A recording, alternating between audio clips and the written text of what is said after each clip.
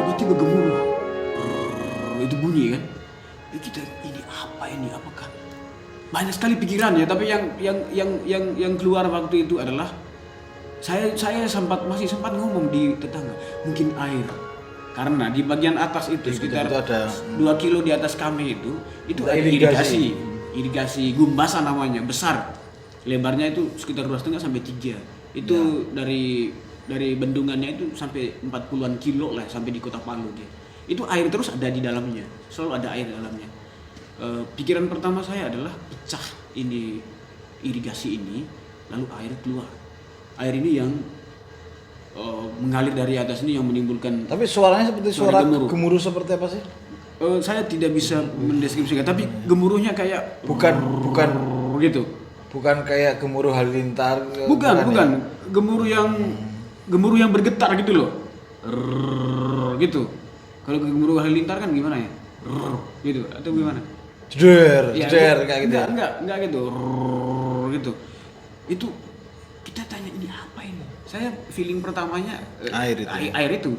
Tapi saya kritis lagi dengan yang saya ngomong itu. Saya bilang kalau air ini kan memang posisinya kan atas ke bawah ini. Ya dihukum alam untuk air ya betul. Yang mengalir dari atas dengan kecepatan mungkin lebih tinggi, lebih cepat sedikit kan dia kalau di tempat teratas. Tapi kan ini rumah banyak dari atas. Kalau dia air minimal kita lihat ininya kan. Kita lihat cipratannya ke atas gitu ya. Hempasan air kena ya kan kena rumah-rumah atau apalah ini. Tapi ini kok nggak ada.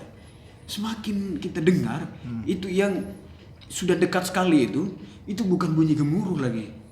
Tapi bunyi kercekan apa ini tembok atau seng-seng rumah. Itu sudah bunyi kerasak gitu ya. Kalau tadi kan bass bunyi sekarang tenor bunyinya. Kalau paduan suara ya ini tenor tadi apa? Gitu kan. Seng-seng rumah kan. Seng-seng rumah atau tembok apa. Karena posisi rumah saya itu di depannya itu di lorong di gang ini belum ada bangunan. Jadi saya lihat apa yang terjadi dari atas. Nah, itu sedikit keuntungan untuk saya sebetulnya ya. Begitu bunyi gemuruh ini enggak ada, tapi bunyi kercak-kercak itu yang muncul. Saya lihat rumah yang bergerak. Saya langsung teriak di situ. Saya tidak menyebut rumah bergerak dari atas. Saya cuma bilang begini di situ. Ada bahaya dari atas. Enggak lama-lama saya langsung kasih tinggal tempat karena saya lihat bahaya ini. Saya langsung lari ke jalan poros depan ini, jalan M Soeharto ini. Lari masih pegang HP itu, tanpa sendal, cuma celana panjang dengan baju. Lari ke jalan M Soeharto. Saya teriak-teriak di lorong itu. Begitu saya sampai di jalan M Soeharto, saya sempat balik, nggak ada yang ikut. Itu di depan situ, persis di sebelum ada ada gudang coklat di situ sebetulnya, ada gudang kakao sebelum masjid. Di situ saya sudah didapat oleh gulungan tanah ini ya. Udah didapat di situ. Aspal yang kita pijak itu pecah. Ada yang masuk ke bawah, tapi beberapa yang lain.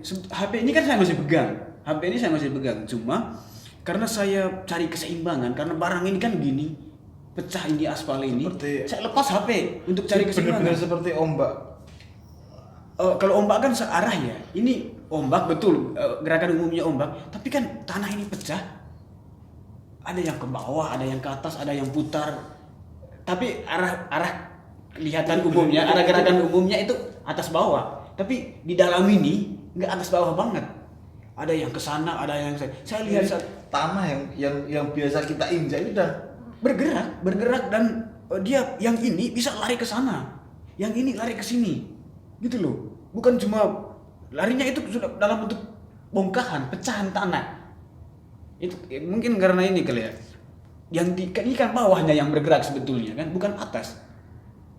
Di bawahnya yang bergerak, jadi sekuat apapun di atasnya, mau rumah atau istana apapun di atasnya, ya ikut bergerak lah.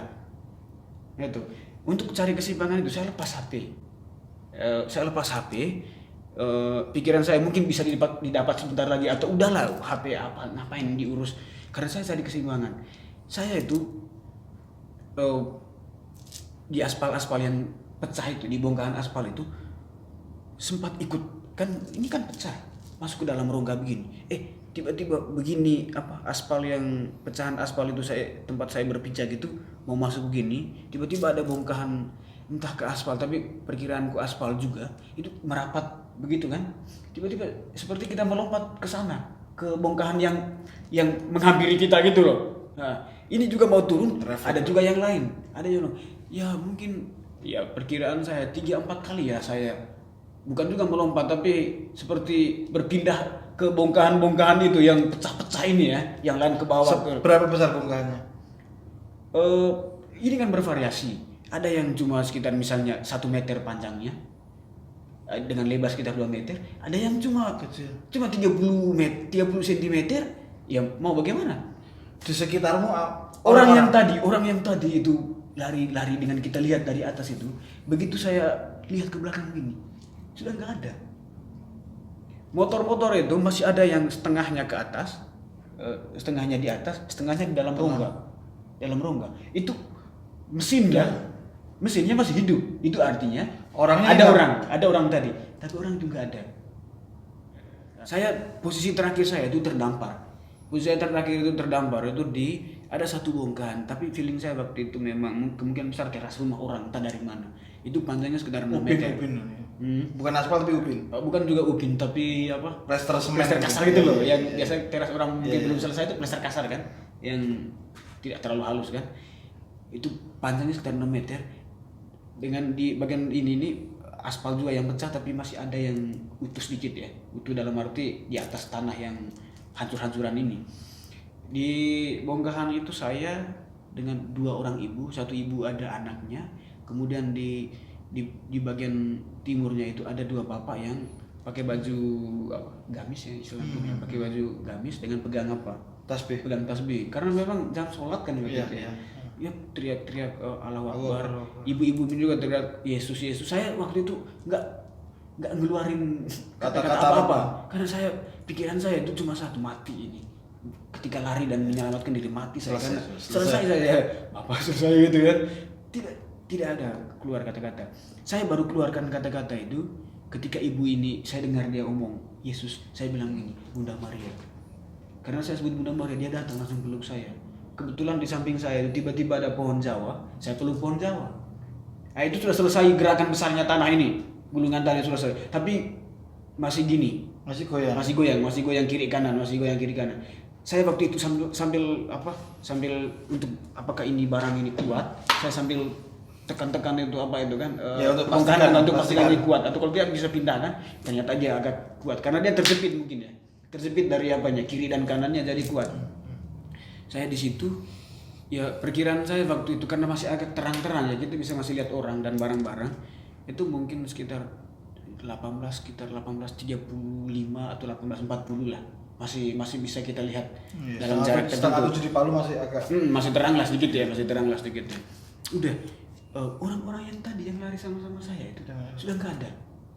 Yang saya lihat itu cuma ibu yang sama-sama saya terdampar ini di bongkahan ini dengan 2 ibu sama 1 bapak pakai gamis. dengan dua bapak itu. Yang tadi itu yang sama-sama lari dari tanah yang tergopoh-gopoh karena pecah aspal itu sudah nggak saya lihat Tanpa sisa. tapi bisa saja Suara nggak ada kemungkinan besarnya 2 ya menurut saya. Yang pertama dia berhasil lari hilang entah kemana. yang pertama masuk ke dalam rongga tanah itu. Yang kedua mereka bergeser ke tempat lain. Ya. Bisa saja selamat dengan posisi kami karena kita kan nggak tahu barang ini. Nah, tapi kan waktu itu posisi ramai dan tiba-tiba sepi. Nggak ada orang gitu, tiba-tiba yang cuma yang bapak 2 ini dengan ibu ini. Awalnya ada berapa orang kira-kira? Belasan. 15-20 sampai lah yang lari. Saya keluar dari gang itu kan ketemu orang-orang dari atas itu. Akhirnya sama-sama lari ke bawah itu kan. 15-20 lah. Tiba-tiba bapak yang tadi pegang tasbih itu kan menurutku tidak lari sama dengan kami, enggak. Posisinya waktu itu mungkin di depan masjid. Karena di situ memang ada masjid. Masih depan pabrik kakao tadi. Ya di depan gudang kakao itu. Ya ini nggak ada orang. Tapi motor-motor tadi itu yang saya ceritakan itu, motor itu ada yang setengahnya di dalam rongga, setengah bodinya ke atas, masih nyala. Ada yang karena terjepit masih klaksonnya bunyi. Gitu. Pokoknya gitu. Dan asap-asap dari mana itu sudah keluar dari bawah juga asap. Saya minta maaf ya melalui YouTube ini juga. Ada satu ibu yang dia pakai jilbab, itu kakinya terjepit ya, terjepit oleh Jadi ditelan setengah seperlapan lah, ditelan tanah. kecil, enggak terlalu ini sih, dari Dari apa telapak namanya, dari sampai mata kaki. ya dari pergelangan kaki lah ya, terjepit. Saya sempat mau angkat bongkahan itu, ternyata bongkahan itu bukan panjang kali ya, jadi nggak bergeser sama sekali. Saya sempat ambil kayu untuk cungkil, nggak membantu juga. Waktu itu saya minta maaf ke ibu itu, saya bilang, Bu, saya minta maaf karena saya nggak bisa lama-lama ini, kita posisi begini. Dan saya waktu itu yakin bahwa ibu ini bisa keluar dari itu karena dengan ibu ini masih ada 3 atau orang keluarganya di situ. Nah, mereka menangis untuk menolong, untuk minta tolong ya. Dan ada satu anak seumuran saya lah yang tidak pakai baju waktu itu, yang masih berusaha untuk mengangkat kaki ibunya ini. Saya pikiran waktu itu, ya pasti selamatlah ibu ini, ya selamatlah ibu ini, apapun caranya pasti selamatlah ibu ini. Sampai di jalan Dewi Sartika itu saya sempat menepi sedikit untuk duduk ya, karena saya rasa anggir saya itu seperti tidak ada semua isi di dalam saya ya, tidak ada isi, kayak gimana, kayak ringan sekali badan saya, tidak ada isi sama sekali. Sampai ke bawah saya duduk, saya menatap ke arah Petobo itu sambil bilang begini, saya selamat. Kaget, saya selamat karena kamu bayangkan, kamu lihat kondisi kamu bayangkan begitu ya, saya bilang, Tuhan, saya selamat, ini keajaiban besar ya. Saya rasa saya bilang, Tuhan, ini ajaib sekali saya selamat ini, ajaib sekali saya selamat ini. Udah begitu selesai istirahat 10 sampai 10 menit lah ya, 10 sampai 15 menit itu sudah jam 7 lewat ya, 7.15 atau 7 bahkan masuk 7.30.